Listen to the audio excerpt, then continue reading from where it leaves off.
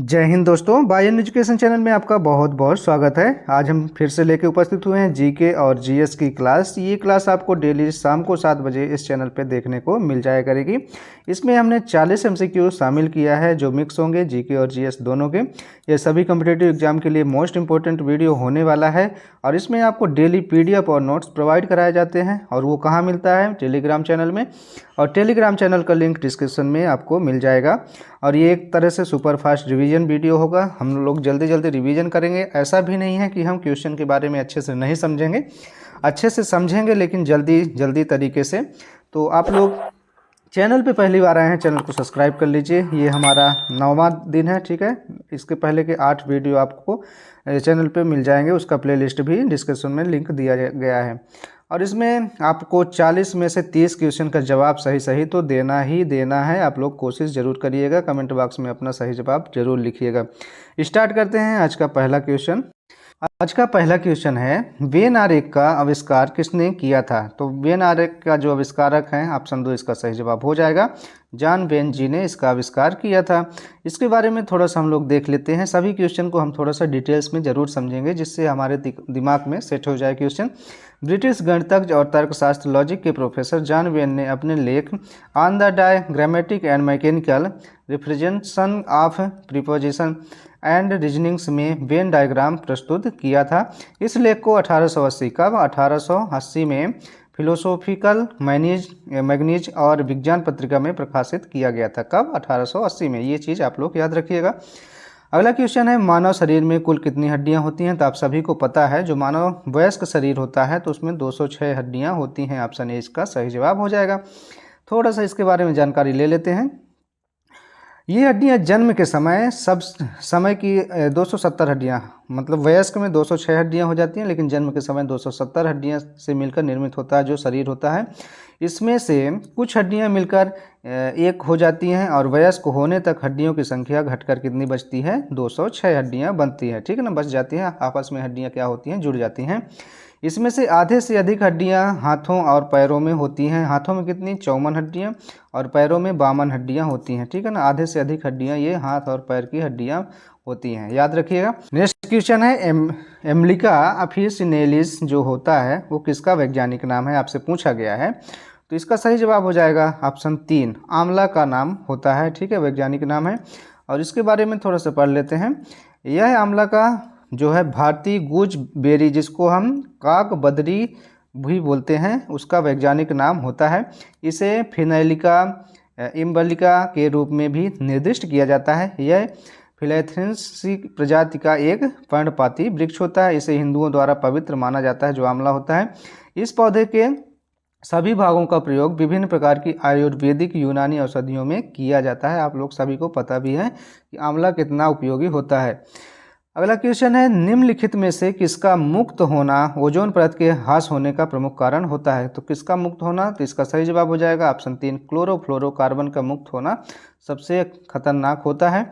इसके बारे में जान लेते हैं। क्लोरोफ्लोरो जो कार्बन होता है उसको हम किससे प्रदर्शित करते हैं? CFC से प्रदर्शित करते हैं।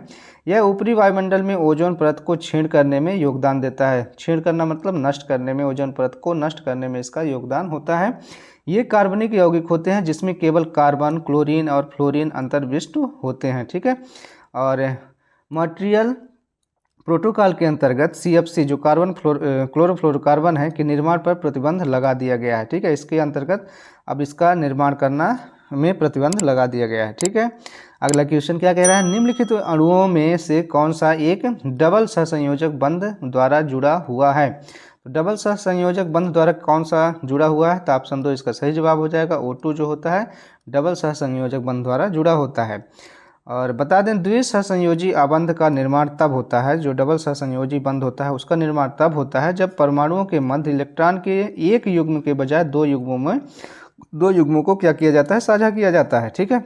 ऑक्सीजन अणु जो होता है, जिसको हम O से लिखते हैं, ऑक्सीजन अणु में ऑक्सीजन के 2 परमाणु इलेक्ट्रॉन के 2 युग्मों को साझा करते हुए स्थायी संरचना का निर्माण करते हैं, जिसको हम O2 बोलते हैं, ठीक है ना। अगला क्वेश्चन है, रणकपुर में स्थित प्रसिद्ध मंदिर एक मंदिर है, किसका मंदिर है आपको बताना है। तो इसका सही जवाब हो जाएगा जैन धर्म का मंदिर है, जैन लोगों का, ठीक है। ऑप्शन 2 इसका सही जवाब हो जाएगा। और इसके बारे में यदि जाने तो रनकपुर का प्रसिद्ध मंदिर जो होता है वो किसका मंदिर है? जैन तीर्थकर आदिनाथ को समर्पित है। किसको समर्पित है? जैन तीर्थकर आदिनाथ जी को समर्पित है। और जो आदिनाथ हैं उनको ऋषभनाथ के नाम से भी जाना जाता है। किसके नाम से? ऋषभनाथ के। ये पूछा जा सकता है क्वेश्चन के लिए, मोस्ट इंपोर्टेंट है, ठीक है।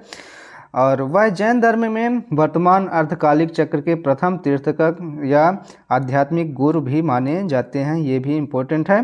15वीं शताब्दी में इस मंदिर का निर्माण किया गया, ये भी मोस्ट इम्पोर्टेंट है। जितने भी हम मतलब पॉइंट लिए हैं सभी पॉइंट एग्जाम की दृष्टि से बहुत इंपॉर्टेंट है, इसलिए आप लोग उसको नोट डाउन करिए। इसका पीडीएफ जो है, जो हम पढ़ा रहे हैं, ये पूरा पीडीएफ आपको टेलीग्राम चैनल पे मिल जाएगा और टेलीग्राम चैनल का लिंक डिस्क्रिप्शन में मिल जाएगा, आप लोग वहाँ से ज्वाइन कर लीजिएगा। पिछला जो भी पार्ट है हमने जो अपलोड किया है उसका भी मतलब पीडीएफ आपको टेलीग्राम चैनल पे मिल जाएगा। क्वेश्चन क्या कह रहा है? जल्लीकट्टू के साथ जुड़ा है। किसके साथ जुड़ा है जल्लीकट्टू? तो ये एक तरह से खेल होता है। यह एक पोगल के साथ जुड़ा होता है, ठीक है ना। और पोगल पर्व मनाया जाता है जो उसके साथ जुड़ा होता है। यह तमिलनाडु का एक प्रमुख खेल माना जाता है। तो वही बताया गया है कि जल्लीकट्टू तमिलनाडु का एक परंपरागत खेल होता है जिसमें बैलों का पीछा किया जाता है। इस खेल का आयोजन पोगल समारोह के एक भाग के रूप में 4 दिवसीय पोगल उत्सव के तीसरे दिन मट्टू पोगल के अवसर पर किया जाता है, ठीक है ना। यह खेल का आयोजन, यह खेल 2 सहस्त्राब्दियों से अधिक पुराना है। ये चीज़ आप लोग नोट करके रखिएगा। यह खेल पूरे राज्य में आयोजित किया जाता है। और अगला क्या है? इस खेल को कई अन्य नामों जैसे येरुथेजू, वुथल मुद पिरथल और पोलेरूट पिरथल के रूप में भी जाना जाता है। ये इनके नाम है, इस खेल के नाम है, ठीक है। तमिलनाडु की ये भाषा है, थोड़ा पढ़ने में अटपटी होती है। चलते हैं अगले क्वेश्चन में। भारतीय संसद में वित्तीय बजट कौन प्रस्तुत करता है? पूछ रहा है, तो इसका सही जवाब आप लोगों को बताना है। यदि आपको पता रहे कोई भी क्वेश्चन का सही जवाब तो आप लोग कमेंट बॉक्स में ज़रूर कमेंट किया करिए।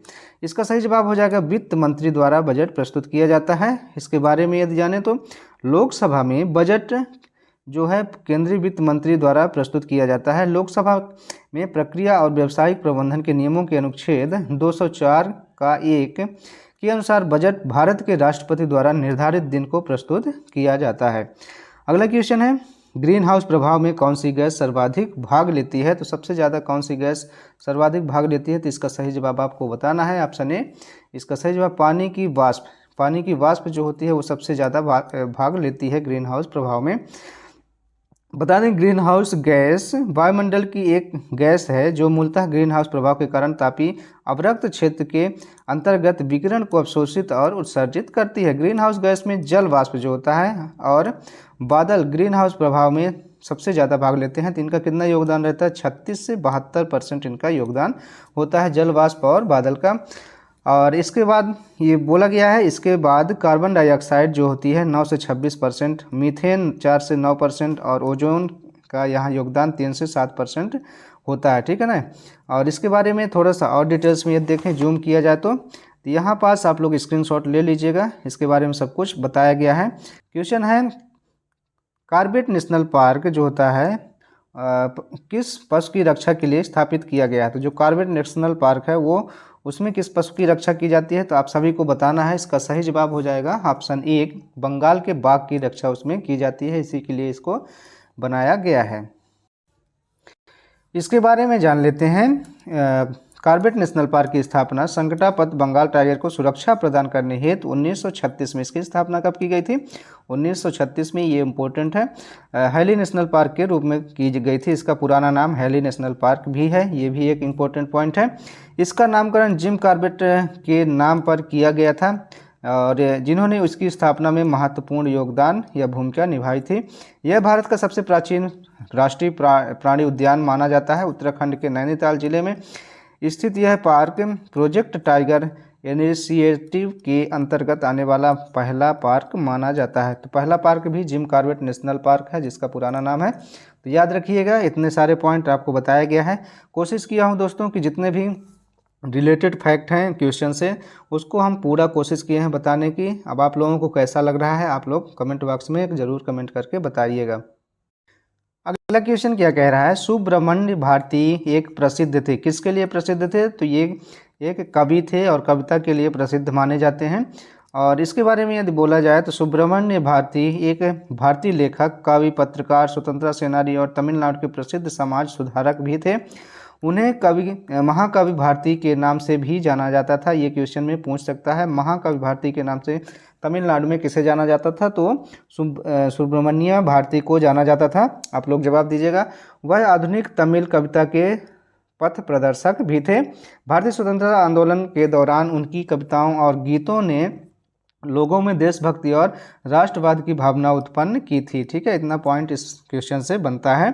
अगला क्वेश्चन में यदि चलें, पंजाब में भूमि अपरदन का मुख्य कारण क्या होता है? तो सघन भूमि, जो सघन भूमि होती है या सघन कृषि होती है, इसके कारण जो है पंजाब में अपरदन, जो भूमि अपरदन है, उसका मुख्य कारण सघन कृषि माना जाता है। और बता दें, सघन कृषि उत्पादन की वह प्रणाली होती है जिसमें कम जमीन में अधिक परिश्रम, पूंजी, उर्वरक या कीटनाशक आदि डालकर अधिक उत्पादन लिया जाता है। इसमें क्या होता है, एक ही भूमि पर वर्ष में कई फसलें उगाई जाती हैं या बोई जाती हैं। ठीक है, मतलब छोटी सी भूमि है, छोटा सा क्षेत्रफल है, उसमें कई सारे फसलें उगाना ही सघन कृषि के अंतर्गत आता है। ठीक है, आप लोग समझ गए होंगे।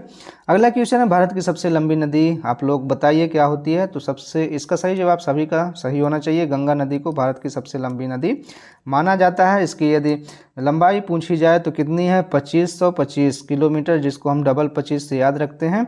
और इसको यदि मील में परिवर्तित किया जाए तो 1569 मील इसकी लंबाई मानी जाती है। और यह गंगा जो है भारत की सबसे लंबी नदी मानी जाती है। ठीक है, यह भारतीय राज्य उत्तराखंड में पश्चिमी हिमालय से निकलती है। कहाँ से निकलती है? तो भारतीय राज्य उत्तराखंड में पश्चिमी हिमालय से इसका उद्गम होता है। यह उत्तर भारत के गंगा के मैदान के द्वारा दक्षिण और पूर्व में प्रवाहित होते हुए बांग्लादेश में प्रवेश कर जाती है। कहाँ? बांग्लादेश में। ठीक है, और जहाँ बंगाल की खाड़ी में मिल जाती है, वहाँ जाके बंगाल की खाड़ी में मिल जाती है।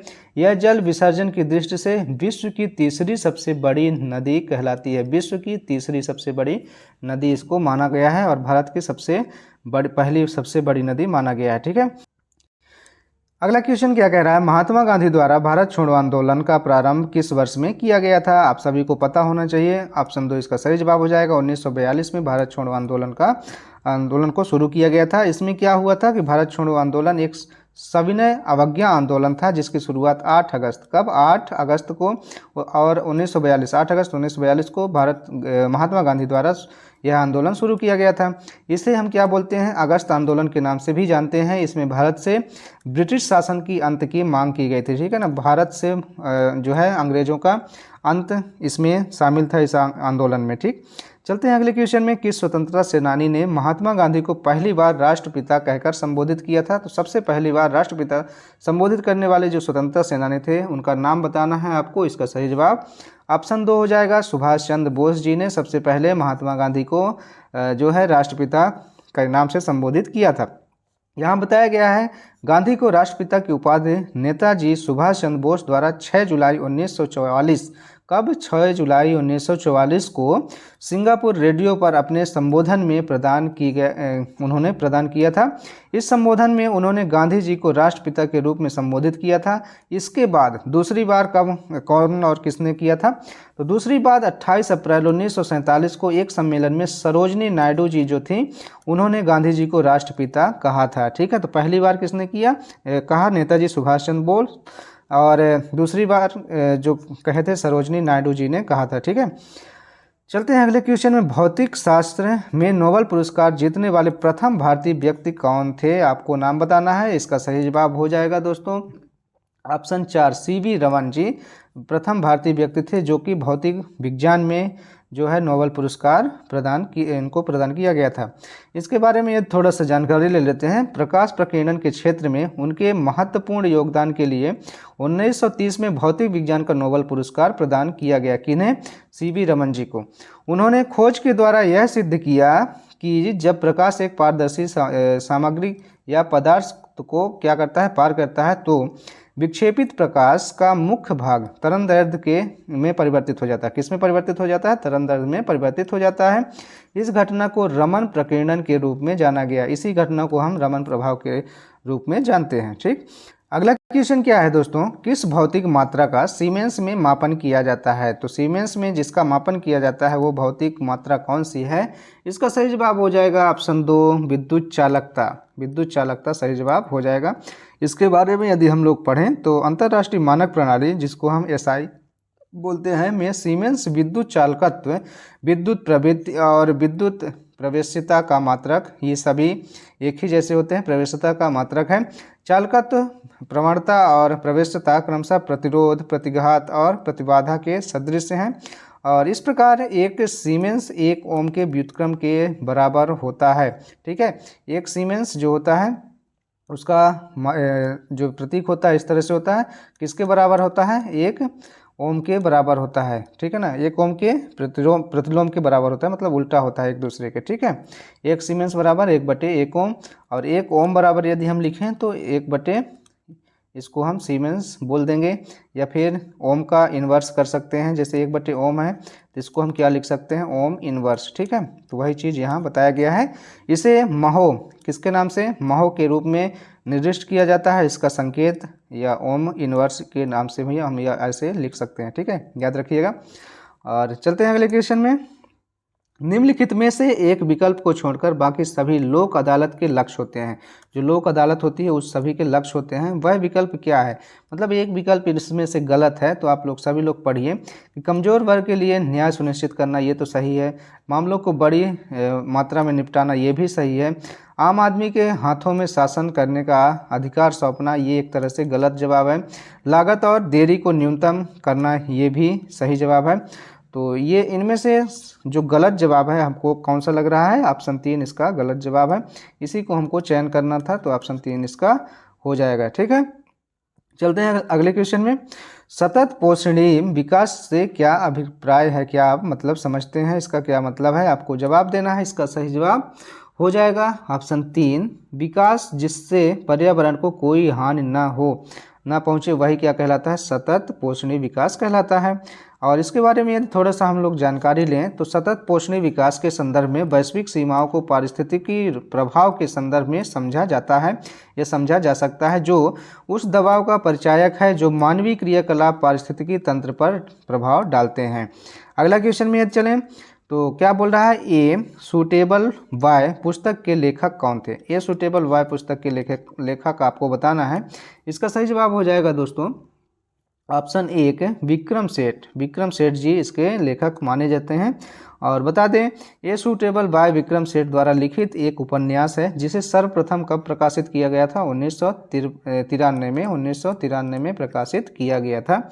अगला क्वेश्चन है किस संविधान संशोधन को लघु संविधान कहा जाता है। मतलब छोटा संविधान किसको कहा जाता है, कौन से संशोधन को। तो इसका सही जवाब आप लोगों को बताना है। ऑप्शन 3 इसका सही जवाब हो जाएगा। 42वां संविधान संशोधन अधिनियम 1976 है उसको हम लघु संविधान के रूप में जानते हैं। ये सबसे इम्पोर्टेंट क्वेश्चन माना जाता है। और इसमें बता दें 42वें संविधान संशोधन अधिनियम जो 1976 में हुआ था उसके माध्यम से भारतीय संविधान के इतिहास में व्यापक परिवर्तन लाया गया था, जिससे इसे कभी कभी मिनी संविधान या लघु संविधान के रूप में जाना जाता है। अगला क्वेश्चन है निम्नलिखित में से किसने अंग्रेजों के विरुद्ध हुए 1857 की क्रांति में हिस्सा नहीं लिया था। तो किसने नहीं लिया था हिस्सा, तो इसका सही जवाब हो जाएगा टीपू सुल्तान जी हैं जो उन्होंने 1857 की क्रांति में हिस्सा नहीं लिया था। क्यों नहीं लिया था आपको आगे जानकारी दी जा रही है। टीपू सुल्तान मैसूर साम्राज्य का शासक था जिसने 29 दिसंबर 1782 से 4 मई 1799 29 दिसंबर 1782 से 4 मई 1799 तक शासन किया था। वह 4 मई 1799 को चौथे एग्लो मैसूर युद्ध के दौरान पराजित हुआ और मारा गया। इनकी मृत्यु हो गई थी, इसलिए इन्होंने युद्ध में भाग नहीं लिया था। अगला क्वेश्चन है रेडियोधर्मी पदार्थ क्या उत्सर्जित करते हैं। तो सभी को पता है जो रेडियोधर्मी पदार्थ होते हैं वो क्या उत्सर्जित करते हैं। इसका सही जवाब ऑप्शन 4 हो जाएगा। अल्फा बीटा और गामा किरणें, यहाँ लिखने में थोड़ा मिस्टेक हो गई है, तो अल्फा बीटा और गामा किरणें उत्सर्जित करते हैं। ठीक है, इसके बारे में थोड़ा सा हम लोग जानकारी लेते हैं। तो क्या बोला गया है जो रेडियोधर्मी क्षय के दौरान दिए गए 3 मुख्य प्रकार के विकिरण में से 2 कण होते हैं और एक ऊर्जा मानी जाती है। इसमें से जो अल्फा बीटा होते हैं 2 कण होते हैं और गामा जो है एक ऊर्जा के रूप में मानी जाती है। ग्रीक वर्णमाला के पहले 3 अक्षरों के माध्यम से वैज्ञानिक उन्हें अल्फा बीटा और गामा के रूप में निरूपित किए हैं। किसके रूप में? अल्फा बीटा और गामा के रूप में। इसको हम जानते हैं अल्फा और बीटा कणों में पदार्थ होता है। क्या होता है? अल्फा और बीटा कणों में पदार्थ होता है और गामा किरण ऊर्जा के विस्फोट होते हैं। ठीक है ना, जो गामा किरण होते हैं उसको पूछा जा सकता है क्वेश्चन में कि जो गामा किरण होते हैं वो एक प्रकार से क्या है, तो ऊर्जा के विस्फोट माने जाते हैं। उत्सर्जित विकिरण एक प्रकार रेडियोधर्मी पदार्थ पर निर्भर करता है। जो उत्सर्जित विकिरण है, विकिरण का प्रकार रेडियोधर्मी पदार्थ पर निर्भर करता है। अगला क्वेश्चन है दोस्तों, शिव कुमार शर्मा निम्न में से किस वाद्य यंत्र को बजाने के लिए मशहूर हैं? इसका सही जवाब आप सभी को पता होना चाहिए। ऑप्शन ए, संतूर वाद्य यंत्र को बजाने के लिए इनको जाना जाता है। और इसके बारे में यदि पढ़ा जाए तो पंडित शिव कुमार शर्मा कहाँ के निवासी हैं? जम्मू कश्मीर के हैं और ये एक प्रसिद्ध भारतीय संतूर वादक हैं। उन्हें संतूर को एक लोकप्रिय शास्त्रीय वाद्य बनाने का श्रेय दिया जाता है। लोकप्रिय शास्त्रीय वाद्य बनाने का संतूर को उनको श्रेय दिया जाता है। उन्हें 1986 से संगीत नाटक अकादमी पुरस्कार, 1991 में पद्मश्री और 2001 में पद्म विभूषण से सम्मानित किया गया है। 3 इनको पुरस्कार दिए गए हैं, संगीत नाटक अकादमी पुरस्कार, पद्मश्री पुरस्कार और पद्म विभूषण पुरस्कार से सम्मानित किया गया है। अगला क्वेश्चन है, पोलियो तथा चेचक की बीमारियों के होने का कारण क्या होता है? आप सभी को बता दें, पोलियो और जो चेचक की बीमारी जो होती है बीमारी, उसका होने का मुख्य कारण होता है दोस्तों, ऑप्शन 3 इसका सही जवाब विषाणु हो जाएगा। और इसके बारे में यदि जानकारी दी जाए तो पोलियो तथा चेचक विषाणु जनित रोग होते हैं। पोलियो निस्संदा विषाणु के कारण होता है जिसको हम फिल्ट्रेबल वायरस बोलते हैं। फिल्ट्रेबल वायरस जिसको हम बोलते हैं। इस रोग का प्रभाव केंद्रीय नाड़ी संस्थान पर होता है। रीढ़ की हड्डी और आंत की कोशिकाएं नष्ट हो जाती हैं इस वायरस से। यह प्रायः बच्चों में होता है। इतना जानकारी इस क्वेश्चन से मिलती है। नेक्स्ट क्वेश्चन क्या कह रहा है दोस्तों, इस निम्नलिखित में से किस भारतीय राज्य का सबसे लंबी तटरेखा है? तो आप सभी को पता होना चाहिए। इसका सही जवाब ऑप्शन 3 हो जाएगा। गुजरात है जो इसकी जो तटरेखा है सबसे लंबी मानी जाती है। इसके बारे में यदि बताया जाए तो यह 1900 किलोमीटर से अधिक इसकी तटरेखा विस्तृत है। ठीक है, और इस संबंध में आंध्र प्रदेश और तमिलनाडु दूसरे और तीसरे स्थान पर, आंध्र प्रदेश दूसरे में और तमिलनाडु तीसरे स्थान पर आते हैं। गुजरात का तट अरब सागर और खंबात तथा कच्छ की खाड़ी से घिरा हुआ है। भारत की कुल तट रेखा लगभग कितनी है? 7517 किलोमीटर है, जो 9 तटीय राज्यों और 4 केंद्र शासित प्रदेशों में बटी हुई है। अगला क्वेश्चन क्या कह रहा है, इनमें से कौन सी मछली नहीं है? तो मछली कौन सी नहीं है आपको बताना है। तो इसका सही जवाब हो जाएगा ऑप्शन 2, व्हेल जो है एक प्रकार की मछली नहीं होती। इसको आप लोग ध्यान में रखिएगा। और इसके बारे में यदि हम बताएं तो व्हेल जो है सबसे बड़ा जलीय स्तनी प्राणी है, स्तन रखने वाला प्राणी है। और नीली व्हेल जो होती है विश्व का सबसे विशालतम प्राणी है, जो हाथियों एवं प्राचीन डायनासोर से कई गुना बड़ा आकार इसका होता है। शार्क, रोहू, इलेक्ट्रिक रे आदि मत्स्य वर्ग के अंतर्गत आते हैं। और अधोलिखित मछलियां जो हैं वो नहीं है, इसमें से जितना दिया गया है ये मछलियों के वर्ग में नहीं आती हैं। इसमें से क्या है, cuttle fish, devil fish, star fish, jelly fish और के फिश, सिल्वर फिश। ठीक है, अगला क्वेश्चन में चलते हैं। हवा के इकाई आयतन में उपस्थित जलवाष्प की मात्रा को क्या कहा जाता है? इसका सही जवाब आपको बताना है। तो इसका सही जवाब ऑप्शन 3 हो जाएगा, निरपेक्ष आर्द्रता। आर्द्रता जिसको हम नमी कहते हैं, निरपेक्ष आर्द्रता बोला जाता है। और वायुमंडल में विद्यमान अदृश्य जल वाष्प की मात्रा आर्द्रता कहलाती है। और दूसरा यदि देखें तो इससे क्या होता है, आर्द्रता से वर्षा, बादल, कोहरा, ओस, ओला, पाला आदि एकजात किया जाता है। और प्रति घन सेंटीमीटर हवा में जितना मिलीग्राम जल वाष्प विद्यमान होता है उसका मान हम रासायनिक आर्द्रता मापी से निकाल सकते हैं। ठीक है, अगला क्वेश्चन है, पूंजी बाजार विनियामक क्या होता है? इसका सही जवाब आपको बताना है। तो ऑप्शन 3 इसका सही जवाब हो जाएगा, सेबी होता है, सेबी। ठीक है, और सेबी क्या कहलाता है आगे हम चर्चा करेंगे। भारतीय प्रतिभूति और विनिमय बोर्ड जिसको हम सेबी के नाम से जानते हैं, भारत में पूंजी बाजार के लिए नियामक प्राधिकरण है। ठीक है, 1992 के तहत स्थापित सेबी अधिनियम भारत में स्टॉक एजेंसियों के लिए प्रमुख नियामक के रूप में विकसित हुआ। सेबी के प्राथमिक कार्यों में भारतीय प्रतिभूति बाजारों को बढ़ावा देने और विनियमन करने, निवेशकों के हितों की रक्षा करना इसका मेन कार्य होता है, उद्देश्य इसमें शामिल होता है। ठीक है, अगला क्वेश्चन क्या कह रहा है, निम्नलिखित में से किस पदार्थ की प्रतिरोधक क्षमता जो होती है बढ़ते तापमान के साथ घट जाती है। मतलब तापमान यदि बढ़ता है तो प्रतिरोधकता जो है घट जाती है। तो ऐसा कौन सा पदार्थ है, तो जो इसका सही जवाब हो जाएगा ऑप्शन 1 शुद्ध सिलिकॉन। जो सिलिकॉन होता है वो टेम्परेचर बढ़ने के साथ साथ इसका प्रतिरोधकता घटती जाती है। इसके बारे में यदि हम लोग पढ़ें तो अर्धचालक के जो शुद्ध सिलिकॉन होता है वो अर्धचालक कहलाता है। और अर्धचालकों जैसे शुद्ध सिलिकॉन के मामले में समान तापक्रम पर मुक्त इलेक्ट्रॉन नहीं होते हैं, इसलिए इस स्थिति में ये अचालक की भांति व्यवहार करते हैं। यदि समान तापक्रम होता है उसमें इनके पास मुक्त इलेक्ट्रॉन नहीं होते, इसलिए इनके पास कोई भी चार्ज नहीं होता। ठीक है ना, और ये कुचालक होते हैं। इसमें धारा का प्रवाह कोटर जिसको हम होल्स बोलते हैं या इलेक्ट्रॉन के माध्यम से होता है, परंतु जब अर्धचालक के ताप में वृद्धि की जाती है तब इसमें जो मुक्त इलेक्ट्रॉन है वो आ जाते हैं। और आप सभी को पता है मुक्त इलेक्ट्रॉन के द्वारा ही कोई पदार्थ चालक अवस्था में आता है। तो क्या बोला गया है, ये एक चालक की भांति व्यवहार करने लगते हैं। जैसे ही मुक्त इलेक्ट्रॉन इनके पास आता है तो ये एक चालक की भांति व्यवहार करने लगते हैं। सिलिकॉन, जर्मेनियम, कार्बन, आर्सेनिक इत्यादि अचालक पदार्थ के कुछ उदाहरण माने जाते हैं। और बता दें ताप बढ़ाने पर अर्धचालकों की विद्युत चालकता बढ़ती जाती है, यह गुण चालकों के उल्टा होती है। यदि चालक जो वस्तुएं हैं उनको यदि ताप बढ़ाया जाता है तो उनकी चालकता घटती जाती है, लेकिन जो अर्धचालक हैं उनकी यदि ताप उनके ऊपर यदि ताप का प्रभाव बढ़ाया जाए तो उनकी चालकता बढ़ती जाती है, एक दूसरे के उल्टा होता है। अगला क्वेश्चन है दोस्तों, कावेरी विवाद किन राज्यों के बीच होता है या हो रहा है, आपको बताना है। इसका सही जवाब ऑप्शन 3 हो जाएगा। तमिलनाडु और कर्नाटक के बीच ये विवाद होता है, अक्सर देखने को मिलता है। ये क्यों होता है आपको बता दिया जाएगा। यहाँ कावेरी नदी के पानी का हिस्सा तमिलनाडु और कर्नाटक दोनों राज्यों के बीच गंभीर विवाद का कारण बना हुआ है। तो इसका मुख्य कारण का जो जड़ है क्या होता है, जो कावेरी नदी का पानी है वही, उसी की वजह से इनके बीच में लड़ाई होती रहती है। इस विवाद की उत्पत्ति जो है 1892 और 1924 में पूर्व मद्रास प्रेसिडेंट और मैसूर साम्राज्य के बीच 2 समझौतों के कारण हुई थी। ठीक है ना, सबसे शुरुआत यहीं से लड़ाई की हुई थी। अगला क्वेश्चन में चलें तो क्या कह रहा है, नीचे दिए गए युग्मों में से कौन एक दूसरे के समानार्थी हैं। तो कौन सा ऐसा युग्म है जो एक दूसरे के समानार्थी हैं, आपको बताना है। इसका सही जवाब हो जाएगा दोस्तों ऑप्शन 3 फुटबॉल और साकर। साकर और फुटबॉल दोनों एक दूसरे के समानार्थी हैं।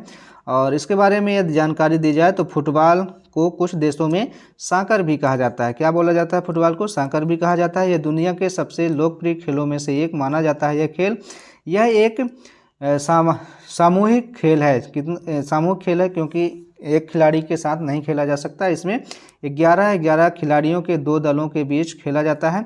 आधुनिक फुटबॉल को इंग्लैंड में द फुटबॉल एसोसिएट फुटबॉल संघ जिसको हम बोलते हैं के गठन के साथ कूटबद्ध किया गया है, और जिसके 1863 में बने लॉ ऑफ द गेम जिसको हम क्या बोलते हैं खेल के कानून के आधार पर ही आज फुटबॉल खेला जाता है। और 1863 में जो खेल कानून हुआ था उसी के हिसाब से आप लोग जो खेल में फुटबॉल के खेल में जो भी नियम कानून लगते हैं उसी के नियम कानून से लगते हैं। अगला क्वेश्चन ये देखें तो बोल रहा है संयुक्त राष्ट्र सुरक्षा परिषद के स्थायी सदस्य देश के नाम कौन कौन से हैं। इसका सही जवाब हो जाएगा ऑप्शन 4 संयुक्त राज्य अमेरिका, रूस, यूके, फ्रांस और चीन। इसमें से इतने सदस्य इसके नाम हैं। इसमें 5 सदस्य शामिल होते हैं। ठीक है, आप लोग याद रखिएगा जो संयुक्त राष्ट्र सुरक्षा परिषद है इसमें 5 सदस्य शामिल होते हैं। इसके नाम यहाँ आप लोग सही देख लीजिए। और इसके बारे में थोड़ा सा जानकारी दी जाए तो संयुक्त राष्ट्र सुरक्षा परिषद के स्थायी सदस्यों को परमानेंट 5, बिग 5 और P5 के नाम से जाना जाता है।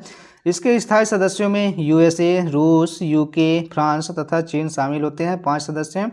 इन सदस्यों ने द्वितीय विश्व युद्ध में 5 महान विजेता शक्तियों का प्रतिनिधित्व किया था। इस सभी स्थायी सदस्यों के पास वीटो का अधिकार होता है। वीटो जो अधिकार होता है इन सभी के पास उसका अधिकार माना गया है। इसके अलावा 10 अस्थायी सदस्यों का चुनाव 2 वर्ष की अवधि के लिए किया जाता है।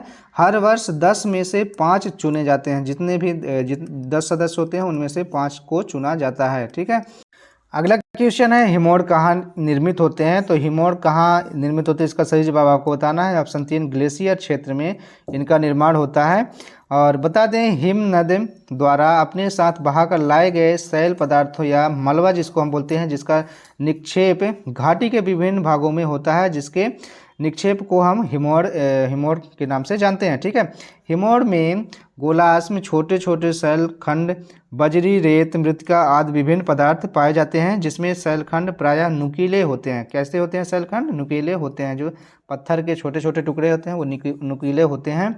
और हिमोड़ प्रायः लंबे कटक के रूप में संचित होते हैं, जिन्हें स्थिति के अनुसार कई श्रेणियों में विभक्त किया जाता है, जैसे पार्श्विक हिमोड़, मध्यस्थ हिमोड़, तटस्थ हिमोड़ या जलीय हिमोड़ और अंतस्थ हिमोड़ आदि के रूप में इसको बांटा जाता है। अगला क्वेश्चन ये देखें क्या कह रहा है। न्यूरॉन क्या है? न्यूरॉन क्या है पूछा गया है। तो जो न्यूरॉन होते हैं उसको क्या बोला जाता है? इसका सही जवाब हो जाएगा ऑप्शन 4 तंत्रिका तंत्र की एक मौलिक इकाई जिसको हम कोशिका बोलते हैं वो होता है। ठीक है। न्यूरॉन एक कोशिका होती है। और इसके बारे में यदि पढ़ा जाए तो न्यूरॉन एक कोशिका है जो विद्युतीय आवेगों को ढोने का काम करती है। ठीक है। न्यूरॉन तंत्रिका तंत्र की मौलिक इकाई और मस्तिष्क का सबसे महत्वपूर्ण भाग होता है। प्रत्येक न्यूरॉन सेल बॉडी, जिसे सोमा भी कहा जाता है, डेंड्राइट्स और एक्सास से मिलकर बनी होती है। इसका कोशिका का कार्य मस्तिष्क से सूचना का आदान प्रदान और विश्लेषण करना होता है। इस कोशिका का कार्य क्या होता है? जो मस्तिष्क होता है उससे सूचना का आदान प्रदान करता है। ठीक है ना। और इसका विश्लेषण करता है। अगले क्वेश्चन में चलते हैं। पानी को रोगाणु मुक्त करने के लिए उपयोग किया जाने वाला रसायन कौन सा होता है? तो इसका सही जवाब हो जाएगा ऑप्शन 3 दोनों। ऊपर में जो दोनों दिए गए हैं दोनों रसायन को प्रयोग किया जाता है। यदि पानी को शुद्धिकरण करना है तो क्लोरीन और ओजोन दोनों का प्रयोग किया जाता है। पानी को रोगाणु मुक्त करने के लिए क्लोरीन, जिसको हम Cl से प्रदर्शित करते हैं, और ओजोन, जिसको हम O3 से प्रदर्शित करते हैं, इन दोनों का प्रयोग किया जाता है। ओजोन का प्रयोग नालों, नदियों आदि में मौजूद जीवाणुओं को मारने में किया जाता है। साथ ही इससे जल में ऑक्सीजन की मात्रा में वृद्धि होती है, जो पानी को रोगाणु मुक्त व शुद्ध करता है। अगला क्वेश्चन है बीबी का मकबरा भारत में कहाँ स्थित है? तो बीबी का मकबरा आपको बताना है। इसका सही जवाब ऑप्शन 2 हो जाएगा, औरंगाबाद में स्थित है। और इसके बारे में यदि पढ़ा जाए तो बीबी का मकबरा महाराष्ट्र के औरंगाबाद में स्थित एक मकबरा होता है, मकबरा माना जाता है। इसे औरंगजेब के पुत्र का नाम क्या था? आजम। उन्होंने ही अपनी माँ दिलरस बानु बेगम इनके स्मृति के रूप में बनवाया गया था। ये जो मकबरा है इन्हीं की याद में बनवाया गया था। यह प्रसिद्ध ताजमहल औरंगजेब की माँ मुमताज महल के मकबरे के समान माना जाता है। ठीक है ना। जो ताजमहल है उसके समान इसको माना जाता है। अगला क्वेश्चन है बास्केटबॉल के प्रत्येक टीम में कितने खिलाड़ी होते हैं? तो बास्केटबॉल जो आप लोग खेलते हैं उसके प्रत्येक टीम में कितने खिलाड़ी होते हैं? इसका सही जवाब हो जाएगा ऑप्शन 4 5 खिलाड़ी होते हैं। ठीक है ना। ऑप्शन 4 में कितना है? 5 खिलाड़ी इसमें माने जाते हैं। और बास्केटबॉल एक टीम खेल होता है, ग्रुप खेल होता है, जिसमें 5 सक्रिय खिलाड़ी वाली 2 टीमें होती हैं, जो एक दूसरे के खिलाफ एक 10 फुट, जिसका हम मीटर में यदि इसको कन्वर्ट करें 3.048 मीटर होता है, ऊंचे घेरे गोले में संगठित नियमों के तहत, जो भी नियम होता है उसके तहत गेंद डालकर अंक अर्जित करने की कोशिश करते हैं।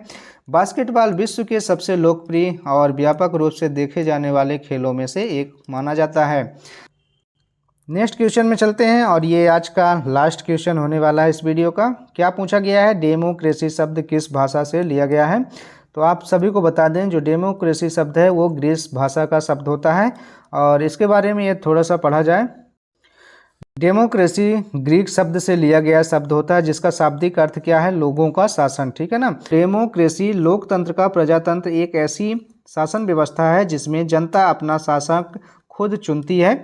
यह शब्द लोकतांत्रिक व्यवस्था और लोकतांत्रिक राज्य दोनों के लिए उपयुक्त माना जाता है। तो दोस्तों ये थे आज के टॉप 50 क्वेश्चन जो जीके और जीएस से लिए गए थे। आपको ये वीडियो कैसा लगा आप लोग कमेंट बॉक्स में अपनी राय ज़रूर लिखें, और यदि अच्छा लगा हो तो लाइक करें, अपने दोस्तों में शेयर करें, और चैनल पे पहली बार आए हैं चैनल को सब्सक्राइब जरूर करें। मिलते हैं नेक्स्ट पार्ट को लेकर, तब तक के लिए अपने हमें आज्ञा दीजिए। जय हिंद, जय भारत, अपना ख्याल रखें।